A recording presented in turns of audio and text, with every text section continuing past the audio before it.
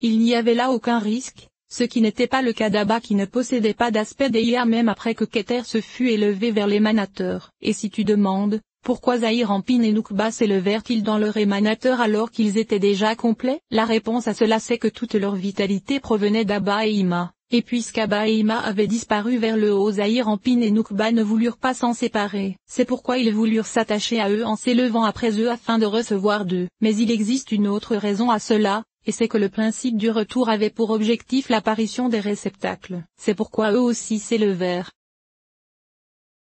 Quatrième paragraphe. Sache que lorsque Keter s'éleva vers l'émanateur, en même temps qu'elle s'élevait il se séparait alors de Malkout l'aspect de révélation de la Yeshida correspondant à la lumière qui se propageait vers elle depuis Keter, car Keter s'étant élevée et ayant disparu elle n'avait plus l'intention de l'éclairer. En vérité, il ne resta en elle qu'une impression. Et lorsque Keter eut terminé de se dissimuler, Malkout acheva de s'élever jusqu'à la fin de Yesod. Elle recommença alors à l'éclairer depuis l'essence de l'émanateur comme au début avec l'aspect de la Yeshida se trouvant en elle. Car après que Keter se fut élevée dans l'émanateur, elle aussi s'éleva dans Yesod et se trouva donc à un degré plus proche de l'émanateur. Elle pouvait alors recevoir de lui, autre version, plus que, ce qu'elle recevait avant de Keter. Cependant, tant que Keter n'eut pas terminé de s'élever, Keter se trouvait arrêtée entre son émanateur et elle-même, et Keter elle-même ne l'éclairait pas non plus. Il en fut de même également pour Zahir-Anpin par l'aspect de la Maya qui recevait de Keter, et il en fut également ainsi pour Okma, Bina et ainsi de suite. De même, lorsque Okma s'éleva dans son émanateur, la partie qui provenait d'elle et touchait Malkout se sépara d'elle, et il ne resta en elle qu'une impression jusqu'à ce qu'Okma eût terminé de s'élever vers son émanateur. Et alors, la lumière revint vers elle comme au début. Tu en déduiras de même ce qu'il en est des autres car il existe de nombreuses parties. Et lorsqu'Okma eut achevé commencé de s'élever dans Keter, sa lumière disparut de toutes celles qui se trouvaient au-dessous d'elle. Et lorsqu'elle se fut élevée dans Keter, alors la lumière revint comme au début. Puis lorsqu'elle recommença à s'élever dans l'émanateur, la lumière disparut une seconde fois. Et lorsqu'elle eut terminé de s'élever, la lumière revint. L'homme intelligent comprendra par lui-même ce qu'il en est des autres parties. Comme nous l'avons expliqué à propos des environnantes de Zahir-Anpin et Noukba qu'ils prirent au moment de leur retour et de leur disparition vers le haut. Cinquième paragraphe. Nous allons maintenant expliquer le sujet de leur retour et de leur disparition vers le haut, ainsi que la façon dont les réceptacles apparurent. Lorsque les lumières s'élevèrent, il ne resta en bas qu'une lumière épaisse correspondant à l'aspect du réceptacle, comme cela a été indiqué. Ainsi, il est dans la nature des lumières de laisser leur impression en bas, à l'emplacement où elles se trouvaient en premier. C'est pourquoi toutes les lumières, au moment de leur élévation, laissaient leur impression en bas, à l'emplacement où elles se trouvaient en premier. Comment? Keter laisse son impression pour éclairer Okma, et Okma en fait de même pour Bina, Bina pour Zahir-Anpin, et Zahir-Anpin pour Noukba. Car il est toujours dans la nature de celle qui est supérieure d'éclairer celle qui lui est inférieure, et elle a ce désir de l'éclairer tout comme une mère l'aurait pour ses enfants. Autre version, un père l'aurait pour son fils. C'est pourquoi elle laisse son impression en elle. Il se trouve que toutes déposent leur impression, sauf Malkout car il n'existe aucune autre séphira au-dessous d'elle pour qu'elle puisse l'éclairer. C'est pourquoi Malkout ne laisse aucune impression en bas. Nous allons donc commencer notre explication par Yesod qui est la dernière de celles qui laissent une impression. Nous dirons donc que lors de son élévation à partir de Yesod vers l'emplacement de Hod, elle déposa son impression à l'endroit où se situait Yesod pour les besoins de Malkout. Or cette impression ne disparut jamais de cet endroit, même lorsque Malkout s'éleva et revint vers l'émanateur. Et il en fut de même pour toutes les autres séphirotes, à part Malkout. Ainsi, cette impression provenait de la première lumière qui était descendue directement, or la lumière arrivant directement est miséricorde alors que la lumière revenant vers le haut est une lumière réfléchie qui est jugement. Ainsi, cette impression directe était miséricorde. Et nous savons que lorsque les séphirotes des Akoudim apparurent elles tournaient leur face vers le bas car l'objectif de leur apparition était d'éclairer vers le bas, c'est pourquoi leur face était tournée vers celle qui recevait. Cependant, lorsqu'elles s'élevèrent à nouveau elles retournèrent leur face vers le haut, en direction de l'émanateur, alors que leur dos était dirigé vers le bas. Ainsi, lorsque Keter s'éleva vers l'émanateur, il n'y a aucun doute que la lumière de l'émanateur ne cessa à aucun moment vis-à-vis d'émanations qui recevaient de lui. La seule différence c'est qu'au moment où Keter s'éleva cette lumière qui provenait de l'émanateur descendait d'elle vers les autres séphirotes par l'arrière car elle avait tourné sa face vers le haut et son dos se trouvait dirigé vers les émanations. Elle était donc jugement comme cela était indiqué, et il en fut de même pour les autres séphirotes au moment où elles s'élevèrent. En vérité, il existe une différence en elles, car Okma ne reçoit que de l'arrière d'une séphira, c'est-à-dire uniquement de Keter, alors que Bina reçoit de l'arrière de deux séphirotes, c'est-à-dire de Keter et de Okma, et elle est donc davantage jugement. Et il en fut ainsi jusqu'à Malkout. Il se trouve que Malkout reçoit de l'arrière de 9 séphirotes. Il existe également une autre différence, outre cette addition variable qu'elles reçoivent par l'aspect arrière. En effet, Toret reçoit de l'arrière de Gebura qui est un arrière très sévère. En vérité, il n'en est pas ainsi de la séphira se trouvant au-dessus d'elle, et c'est des aspects que dépendra la différence de lumière qui se propagera vers elle, c'est-à-dire un jugement sévère, intermédiaire ou faible. Mais nous n'avons pas le pouvoir de rentrer dans tous ces détails, car ils sont infiniment nombreux. L'homme intelligent comprendra.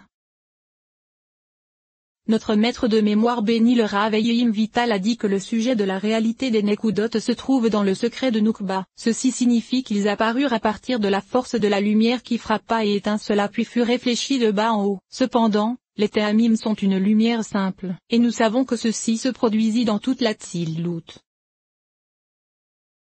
Il se trouve qu'il y a ici trois sortes de lumière. Une lumière se trouvant dans tout est appelée Akudim, une seconde lumière qui est l'impression restante de cette lumière qui était venue de façon directe et qui est miséricorde, et une troisième lumière qui est la lumière reçue lors de l'élévation des séphirotes et qui arrive donc par l'arrière, ces deux dernières étant jugement. Ainsi, lorsque la troisième lumière qui est jugement arrive, elle frappe la lumière imprimée qui est restée et qui est miséricorde, et alors elles s'entrechoquent car elles sont opposées. L'une étant une lumière directe qui est miséricorde alors que l'autre est une lumière réfléchie qui est jugement. La lumière imprimée désire s'élever vers sa source, bien qu'elle ne s'élève pas véritablement, mais elle désire ardemment s'y attacher et recevoir d'elle. Et la lumière réfléchie désire descendre. Il se trouve que les deux n'ont pas une nature identique, c'est pourquoi elles s'entrechoquent. En effet, nous savons que tous les aspects des chocs et d'écrasement entre les lumières n'apparaissent que lorsqu'elles ne sont pas identiques. Et alors des étincelles tombent depuis la lumière qui descendait et qui est jugement et inférieure à la lumière imprimée,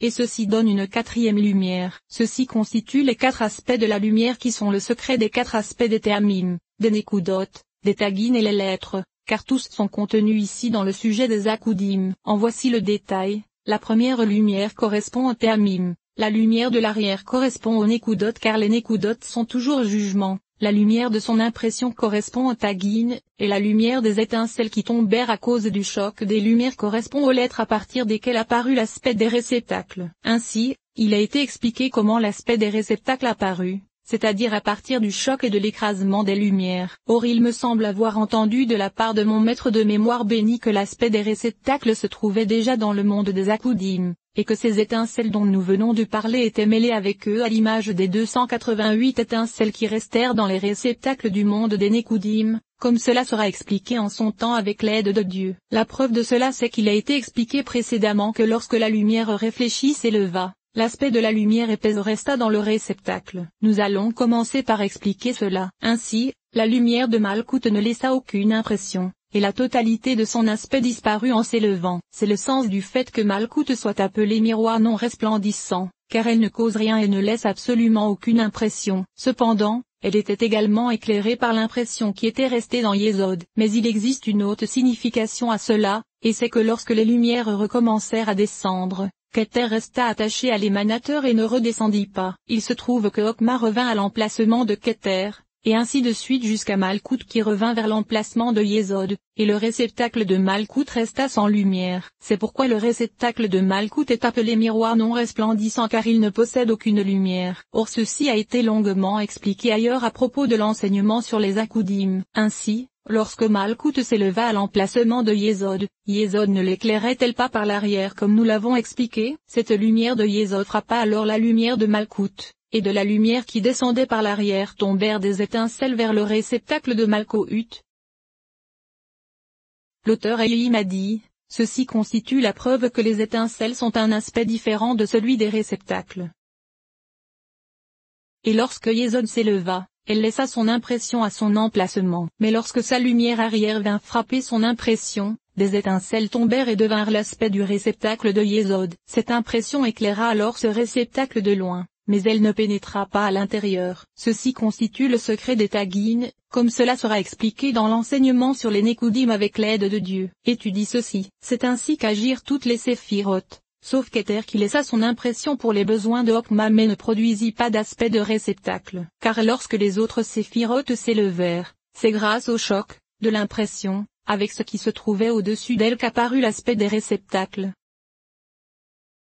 Il faut étudier le fait que nous n'ayons trouvé cela que vis-à-vis du réceptacle de Malkout, car elle ne laissa pas d'impression alors que les réceptacles de toutes les autres séphirotes furent faits à partir de l'aspect de la lumière arrière de la séphira qui s'élevait, tant qu'elle n'avait pas atteint l'emplacement de la séphira se trouvant au-dessus d'elle. Mais lorsqu'elle y arriva, elle retourna sa face vers le bas et sa lumière arrière qui descendait frappa sa propre impression. Et c'est à partir des étincelles que son réceptacle apparut, et il en fut ainsi pour toutes. Étudie donc pourquoi Keter ne fit aucun réceptacle, bien qu'elle fit partie de celles qui laissèrent une impression. Cependant, ne me réponds pas que pour les autres séphirotes, au cours du laps de temps séparant une séphira de sa voisine, une lumière arrière descendait d'elle et frappait son impression, alors que dans le cas de Keter qui ne connaissait aucune interruption entre elle et l'émanateur, lorsqu'elle voulut s'élever c'est au même instant qu'elle pénétra dans l'émanateur. Et ainsi aucune lumière arrière ne descendit d'elle. Ce serait ainsi la raison pour laquelle elle ne faisait pas partie de celles qui frappèrent leur impression pour en faire sortir des étincelles. Or ceci n'est pas exact,